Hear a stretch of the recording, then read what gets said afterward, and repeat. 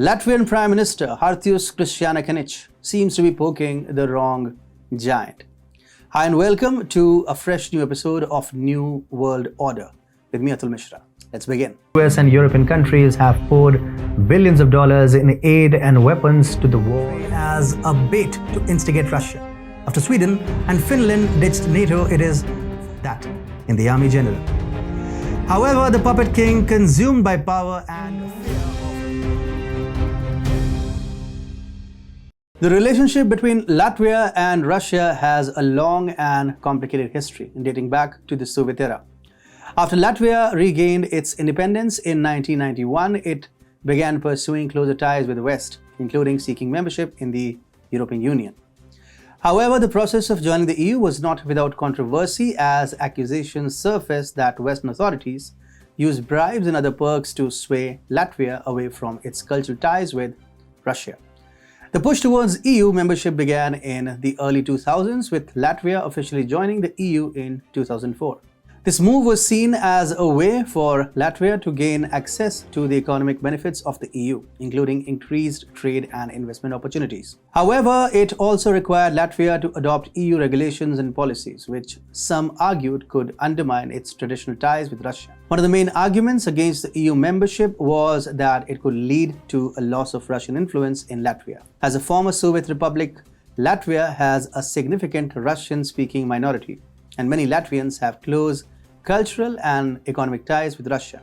However, proponents of EU membership argued that the economic benefits of joining the EU outweighed any potential cultural or political costs. Western authorities continue to push for Latvia's integration into the EU and NATO, mainly through economic incentives. For example, the EU provided funding to support Latvia's economic development, including infrastructure projects and job creation programs. Similarly, NATO provided military aid and training to support Latvia's security interests.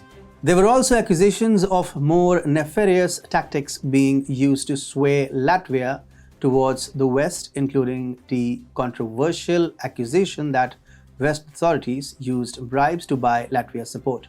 For example, some alleged that Western officials had offered Latvian politicians lucrative positions in exchange for their support for EU and NATO membership. These allegations focused on Latvia's former Prime Minister, Andris Kele, who was accused of accepting bribes in exchange for his support for the EU membership. Another way that Western authorities influenced Latvia's decision to align with the West was through media influence. Some Western media outlets were accused of portraying Russia in a negative light, painting a picture of the country as an aggressor and a threat to the stability of the region.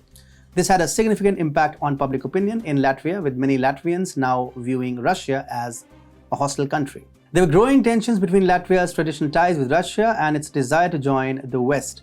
Many Latvians felt that the push towards EU membership was being driven more by Western interests than by Latvian need and concerns.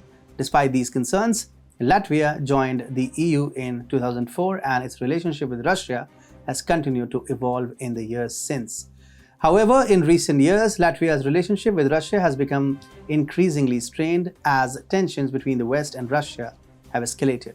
This has led to renewed concerns about Latvia's role in the region and the potential for its cultural ties with Russia to be undermined. In a recent interview, Latvian Prime Minister Krišjāņš referred to Russia as a threat for generations. He expressed the view that Russia would be a problem for the next coming generation or longer, and stated he could help influence Ukraine's future in the EU and NATO, but whatever happens on the other side of the border in Russia is up to the Russians. The Prime Minister also stated that after the war is over, NATO partners should focus on what happens next and increase weapon manufacturing in Europe.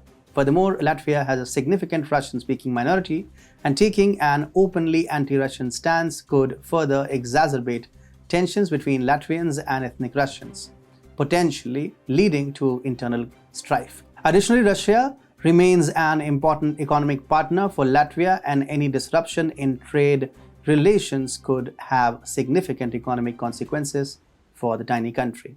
While Latvia's relationship with Russia has been complex and at times contentious, blindly aligning with the West may not be in Latvia's best interest. A more balanced and pragmatic approach to foreign policy could help Latvia to navigate the challenges posed by its relationship with Russia and protect its national interests. Small states often lack the power and resources to project their influence on the international stage, making them vulnerable to manipulation and domination by larger states. In the case of Latvia, picking sides between Russia and the West may result in the country becoming a pawn in a larger geopolitical game with limited control over its own fate. Furthermore, the international system is characterized by a balance of power, with states continuously striving for influence and security. Aligning too closely with one side could upset this balance and prompt the other side to feel threatened, resulting in aggression towards Latvia, including military action. Additionally, aligning with one side may result in economic and political costs. If Latvia chooses to align with the West, it may lose economic ties with Russia, leading to significant consequences for the Latvian economy. Similarly, choosing a side may result in political pressure and interference from the other side, which could undermine Latvia's sovereignty and independence. Therefore, Latvia should avoid taking sides between Russia and the West. Instead, the country should concentrate on maximizing its securities and interests by maintaining good relations with both sides and avoiding actions that could disrupt the balance of power in the region. Otherwise, the country is headed to a world of pain.